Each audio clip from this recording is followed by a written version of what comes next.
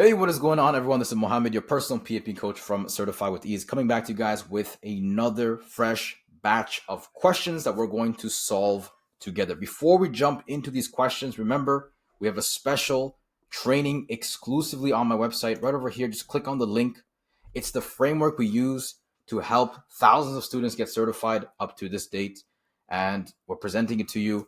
And, you learn what you can from this video, from this framework, and apply it to your studies to make your life easier to get certified ASAP.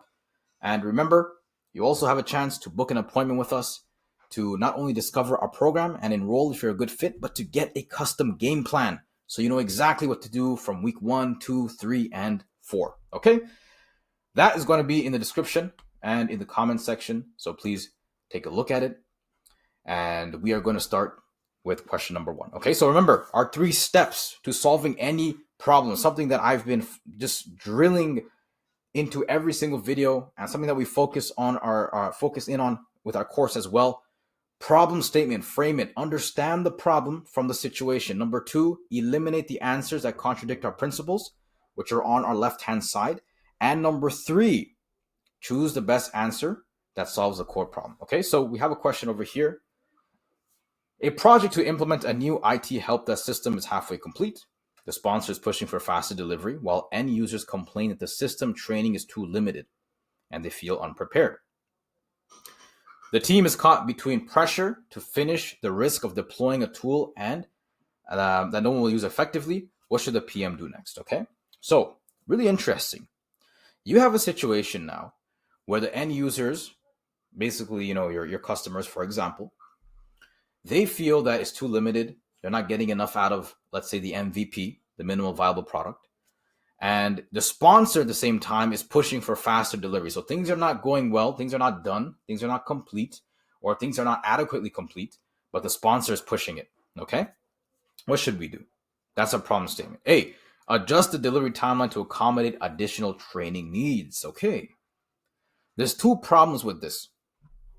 Number 1, is it contradicts principle number 2. When you adjust the delivery timeline to accommodate something, what does it do? This is a fancy way of saying there's going to be a delay. Remember, it might not be in your face, the contradiction of our principles. It might be implied. You have to understand that. There's another thing wrong with it. The second part that's wrong with it is accommodate additional training needs. All right. The users complain that system training is too limited. Okay, I guess that actually solves the core problem in that respect. But again, we don't want to adjust the delivery timeline. Okay, let's leave it for now. Let's eliminate it, and let's see what else there is. Proceed with deployment and schedule user training after go live. All right, so this doesn't solve the core problem. Rather, it delays it. After go live, that's when our product is basically complete to some degree, or we have a portion of the project that's complete. We want to address the problem right away. So I'm not going to choose B. C, facilitate discussions between the sponsor and users to align expectations. Okay, this is interesting. Remember, we have 2 problem people in this situation. We have the sponsor who's pushing for faster delivery, and we have the end users who are complaining. So we take both of these individuals or groups of people, and we align expectations, and we're facilitating. That's a servant leader trait over here. Be a servant leader. All right. D, escalate the conflict to change control board for direction. So we don't want to escalate things. And right now there's no change. So there's no need to get the change control board involved. Okay. And this is a agile type project. So there's no formal change control process, just like we have for predictive. All right, so I'm going to go with C. I think that's the best answer. By the way, I'm looking at these questions for the first time. So if you disagree with me, let me know in the comments section and we can have a discussion. Okay. All right, so we're going to do something a little bit different here. We're going to start with the answers just for you guys to get used to the principles and how they work. A, pause work in the affected region until compliance issues are resolved. We never want to cause or settle for delays. Pausing the work will create a delay. Never want to do that. B, seek clarification of authority from the project charter and governance plan. Okay. So seeking clarification, you're taking that step back, you're trying to understand things. I like it. C, escalate to the global sponsor and request a formal written decision. All right, so we don't want to escalate things, especially to the sponsor. So let's avoid. Now remember, if you're studying with SH Study Hall, you will see some answers that say escalate is the right answer. For your actual exam, don't escalate. Don't escalate. Just trust me on that. Do not escalate. Rather, the PM should take the initiative to solve the problem. If you have to get someone involved, they won't use the word escalate. Rather, they'll use the word discuss or ask or, convene a meeting, whatever it may be. D, continue progress in all other regions. Ignore the local regulators' concerns. Continuing progress is fine. Ignoring problems is not. All right.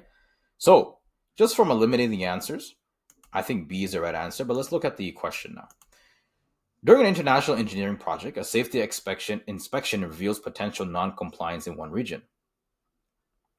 Local regulators demand immediate corrective actions, while the global leadership team argues that the issue is minor and should not delay progress. The team is unsure whose direction to follow. Okay. Just a rule of thumb that you should note for your exam. By default, you never want to ignore the problem, but when it's a non-compliant problem, or let's say it's a regulation, it's a law, the government gets involved, you want to solve it immediately. So if you seek clarification first, then you'll be good to go, especially from the governance plan. All right. After you have clarification, you'll know how to go about handling the situation. Awesome. All right. But we use a process of elimination to get most of these answers eliminated. All right. Question number 3. A project developing a new mobile application is in the testing phase. Early feedback shows the app performs well technically, but fails to meet customer expectations for usability. Marketing insists the launch proceed to meet a campaign deadline, while the product team insists on delaying for redesign. What should the project manager do next? Okay. Product is basically not ready. Marketing saying that, we need to meet this deadline. Let's launch. Product team is saying that let's delay things for the redesign. What should we do? Okay, that's our problem statement. A, conduct an impact analysis of delaying versus launching as planned. Prioritize technical performance over usability to meet the campaign. Okay. Ask the marketing team to adjust their campaign deadlines. Launch the product and schedule usability improvements in a future release. Interesting. Okay. I'm going to give you a little hack here. You will get something similar on your exam where, for example, you're not done with everything, but you need to release. What do you do? Now, the beauty of an Agile project, which is what we're dealing with, is we have iterations. We have product increments, meaning for the first iteration, you'll have something at the end, which is fine. You can release it, gather feedback. The next iteration, you'll have something else as well. And the third and the fourth and the fifth. So what we should do is release what we can. Okay? So a lot of you are going to conduct an impact analysis of delaying versus launching as planned. That's fine. However, a better solution is what? D, launch the product and schedule usability improvements in a future release. Why? Because you have a product increment. You have it. Launch it, collect that feedback, refine. That is a better solution than A, conduct an impact analysis. This is what you want to do for Agile. Now, let me know in the comment section below, is this possible for a predictive project? If the project was predictive instead of Agile, is this possible? Yes or no, and why not? Okay, very clear distinction that you have to understand, but I'm going to go with D. Let me know what you think in the comment section as well. All right, question 4. So again, let's look at the answers this time. We're going to switch back and forth just so you have some mindset training at the same time. This is something that we do in our program, by the way. It's called PMP Mindset Training, where we just look at answers and we identify until it becomes really solid. And if you're interested, again, there's a link. You can watch our small training over here, and you can book an appointment with us. Check out our program. If it meets your needs, and if it's something that you're interested in, you can definitely enroll. All right. Okay, so A, Implement daily coordination meetings to track dependencies. All right. I'll probably have to read the answer or the question to understand what that means. Reassign tasks so dependencies are reduced. Okay. So I don't know how reassigning tasks reduces dependencies. Like, for example, task A is dependent on task B, but let's just move on. Update the risk register to reflect miscommunication issues. Okay. So if it's purely a miscommunication issue, we're not going to update the risk register unless it actually created something that is risky. Okay, well, we have to read the question to understand. Escalate the recurring rework to the project sponsor. We don't want to escalate, so we are left with A, B, and C. What do we pick? Let's read the question. A PM notices that the team members are completing assigned tasks on time, but dependencies between tasks are not being communicated, resulting in frequent rework. Some team members claim they were unaware of downstream impacts of their work. What should the project manager do next? Okay, the problem is what? The problem is communicating. People are not communicating with one another. What should we do? Implement daily coordination meetings to track dependencies. All right, I like that. That solves the core problem. Reassign tasks so dependencies are reduced. If we reassign tasks, it doesn't solve the core problem, which is communication. Update the risk register to reflect miscommunication issues. No. So we're not going to update the risk register unless they explicitly mention in the question that because of this rework, now we're not going to meet our project deadline, or there's a potential chance we're not going to meet something. Then we might want to consider a risk-related question or answer. Okay? A is going to be the best answer. Now, I got a feeling that this sounds more like an Agile project. Daily coordination meetings is more for Agile. You have your daily stand-up, for example. For predictive, we're not going to do daily coordination meetings. We might do a couple of days or a weekly or whatnot. Why? Because people basically know what's happening, right? It's predictive. They can tell. All right. So the best answer here for me is going to be A. You guys let me know in the comment section. Oh, I think I switched the wrong tab. All right. Question number 5. Let's read the question. A healthcare project introduces new patient data software. Doctors complain that it slows down consultations, while administrators argue it improves record keeping. Both groups demand immediate changes, but the vendor has warned that any customization now will significantly increase costs. What should the project manager do next? All right. Doctors complaining about something, administrators saying something else. So there's a disagreement between two groups of people. And in addition to that, if we start changing things, it's going to increase costs, which we don't like. That's a problem statement. Now remember, for the problem statement, you want to phrase it in your own word in a way that you understand it. So if you're reading this question and you understand it differently, as long as you have all the major parts, you're more than good to go. Okay, A. So I see the E word here, escalate. We don't want to do that. Escalate to the sponsor to decide whether customization costs are justified. Okay, wait. Hold on a minute. I wouldn't use the word escalate. On your exam, you're not going to see the word escalate. But bringing a cost-related problem to the sponsor might not be a bad idea. But let's see what else there is. I'm sure there's a better answer. Hopefully, I see the facilitate word. So B, facilitate a workshop to evaluate the trade-offs between efficiency and compliance. Okay. Taking that step back, you're looking at the cost benefits. I like that. Approve customization to maintain stakeholder satisfaction. You don't want to do that right away. You want to take that step back. So I'm not going to choose C. D, continue with the system as implemented and address complaints post-deployment. Again, C and D, you're not taking that step back. Remember what I said. If you see principle number 1 in a solution, that is going to be your answer, especially if the other answers are responses to principle number 1. So it's what can follow taking a step back. So C and D are gone. I'm going to go with B, facilitate a workshop to evaluate trade-offs and understand what you're dealing with. Okay. With that information at hand, you can go speak to anyone after that. If you need more money, you can go and bring that case up to the sponsor so he or she can collect more funds. Okay. So I'm going to go with B. You guys let me know what you think in the comments section. So let's look at the answers. Follow the dispute resolution process defined in the contract. Okay, that could be a good solution, following processes. Approve partial payment to maintain subcontractor cooperation. Okay, so I kind of know where this is going. You have a vendor or a subcontractor in this case. He or she is causing problems, maybe asking for more money that has been not stipulated in the contract. What do? C, escalate the disagreement to the legal department for resolution. Okay. All right. Again, escalate. I don't like that word. But if it is a legal disagreement, you might want to get the legal department involved. We'll see. Seek senior management approval to negotiate outside the contract terms. Okay.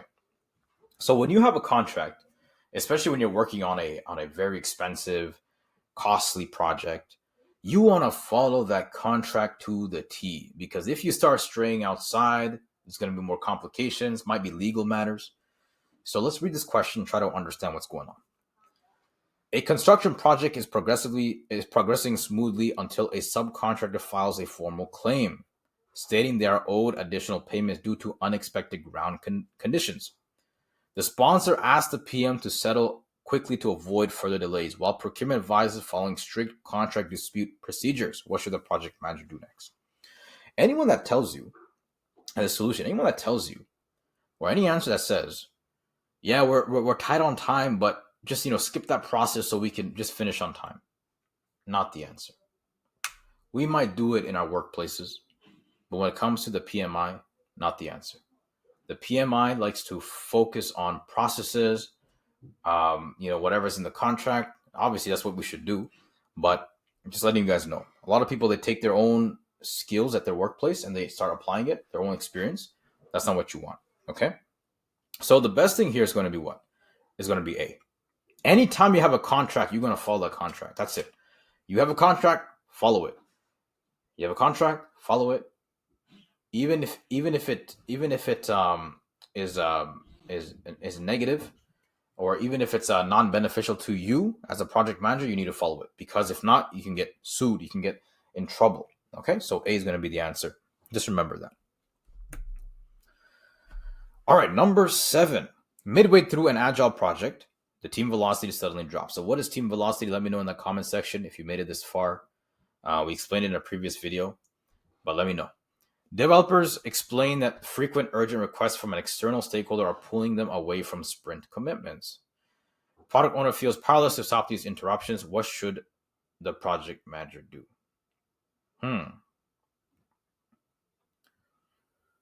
This is really interesting. I feel there's a flaw in the question. There's something wrong with this statement. The product owner feels powerless to stop these interruptions. One thing you have to master for the exam, you have to know this, are basically project roles. PM has a role, the PO, the product owner, has a role, the Scrum Master has a role, your Agile team has a role, your sponsor has a role, everyone has a role. There's something wrong with this sentence. You let me know in the comment section. I want to make this as interactive as possible. And I feel like if I just spoon feed you the answer, you're not going to really learn. So let me know what's wrong with that. But let us see what are the answers. Okay, so the problem statement here is that we have our developers, but you have stakeholders pulling them away from their sprints, meaning that they're not able to focus on their time and efforts on our project. And as a consequence, velocity is dropping. Facilitate a meeting to reinforce boundaries between the product owner and stakeholders. All right, I like that. Escalate the issue to the sponsor and request they stop the interruption. So we don't want to escalate things. We want to handle problems as a project manager. Increase sprint length to complete for interruptions. If we increase the sprint length, what are we doing to the entire project? We're delaying it. We don't want to do that. Number 2, never settle for delays. Ask the developers to log overtime to complete both urgent requests and sprint items. So again, logging for overtime means what? We got to spend more money, and it's probably going to take longer to complete things, right? So we don't want to do that. We don't, especially the first thing, we don't want to spend more money. So the best thing is going to be A, But again, I don't like this. I don't like this part over here. You guys let me know in the comment section what's wrong with that. Okay? Who is responsible for what, especially in this context? Awesome. So question number 8. Let's look at the answers. Delay closure, so we never want to delay. Eliminate that. Principle number 2. Escalate to the PMO for guidance on handling audit requirements. I don't like the word escalate, right? But again, let's just leave this for now. It could be maybe discussed with the PMO, but let's just see. Close the project and log the audit finding as a lesson learned. Closing the project is not a bad thing. Sometimes you have to. Sometimes you're forced to close a project. So we'll not know until we read the situation. Ask the sponsor to approve closure without updating documentation. Okay, so I think I know where this is going. Again, follow due process. Don't close things or don't do things that without updating things, right? A project is nearly complete when the internal audit highlights the risk, that risk documentation incomplete and not updated for several months. The sponsor insists the project close on time, while the audit team demands proper documentation before closure. What should the PM do next? Okay. The PM should not close the project. Should actually fill his documentation up. But the best answer is what? Is B. Escalate to the PMO for guidance on handling audit requirements. Okay. Again, don't see the word escalate. I've been preaching so much. Guys, don't select escalate. Don't select escalate. I got to speak to my assistant who made this question. Don't select escalate because of principle number 8. So I wouldn't phrase it as escalate. I would say discuss it with the PMO. Maybe they have a template on how we should handle audit requirements. Maybe there's a little leeway. Maybe we can still close the project, right? We're not going to ask the sponsor to approve closure without updating documentation because this ignores the problem at hand. We're not going to close the project and log the audit finding as a lesson learned. That completely ignores it. And we're gonna discuss things with the PMO or the responsible party to find maybe some process on how to handle audit requirements. Okay, so I know, guys, I know we have the E word here. Don't bash me in the comments, please. Again, I'm seeing these questions for the first time because I wanted to approach these questions as naturally as possible, so you guys could know how I solve problems, as opposed to having seen the question before, because you guys are also seeing the questions for the first time. All right. But bottom line, B answers the question or solves the question completely. Awesome. All right, let's do number 9. So during a cross-departmental project, one department continuously resists providing resources, claiming their operational work takes priority. The lack of resources begin to impact the critical path. What should the PM do next? Okay, so we're dealing with two methods here, two models here. We have organizational and we have project. So our resources are basically being used for day-to-day tasks and project tasks. Okay, so our let's say our employees or our team members, they have their day-to-day functional tasks and project tasks from our end. So negotiate with the department manager to balance priorities. Okay, that's a good solution. B, escalate the issue to the project sponsor to secure additional resources. So 2 things wrong with this one: sponsor and additional resources. We don't want to spend money right away. So that's principle number 2 as well. All right, over here. Extend the schedule to accommodate the resource shortage. Never want to extend. Principle number 2, that creates a delay. Reassign work to other departments to keep the schedule on track. I mean, you can do that, but who are we going to find? And are they going to be the right people? Are we going to have to explain things all over again from the beginning? Who are we going to find? All right, question 9. During a cross-departmental project, one department continuously resists providing resources, claiming their operational work takes priority. The lack of resources is beginning to impact the critical path. What should the PM do next? Okay, so you have conflicting priorities. Let's say, for example, you have your team members. They have their day-to-day functional tasks, and they also have their project tasks. So then you have the operations or the operational department or wherever they're from. Let's say the software department. They keep snatching our resources. So what should we do? Negotiate with the department manager to balance priorities. Okay, that sounds good. That's what you want to do.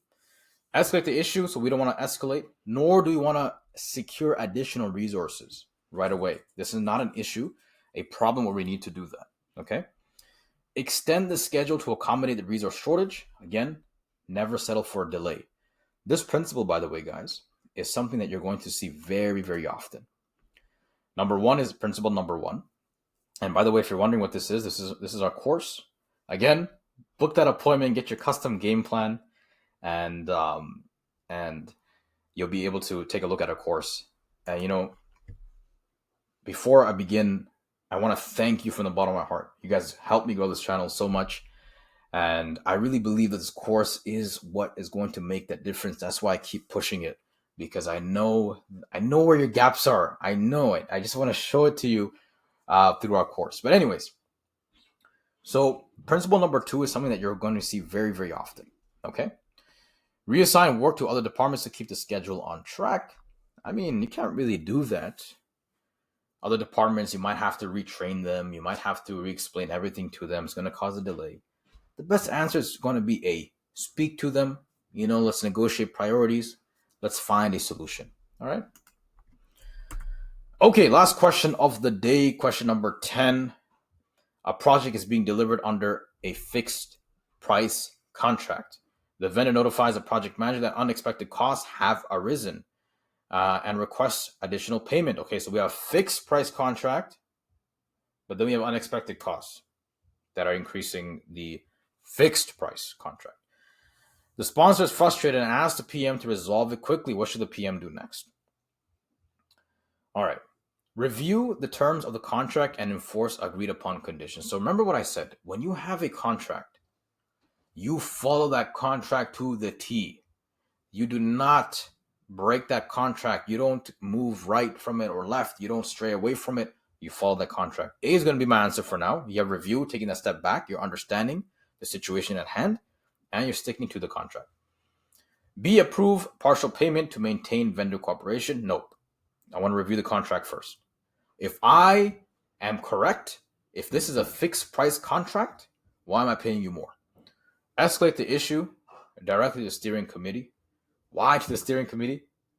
If escalation was correct, it would be to the sponsor in this case. All right. Negotiate with the vendor to split the additional cost equally. Okay. A is going to be the best answer. Follow the contracts, and that's about it. Okay. So hopefully you guys enjoyed this video. Remember, we have an additional small training for you so you can get certified with our PMP and 30 framework. This is going to help you understand what the exam is all about and how to approach it the fastest and the easiest way possible. Check it out. Click on the link. You'll also have a custom game plan that you can book with one of our advisors on the call. And he will also show you our program. If you're interested, you can always sign up. Okay? Take care for now. I'll see you guys in the next video.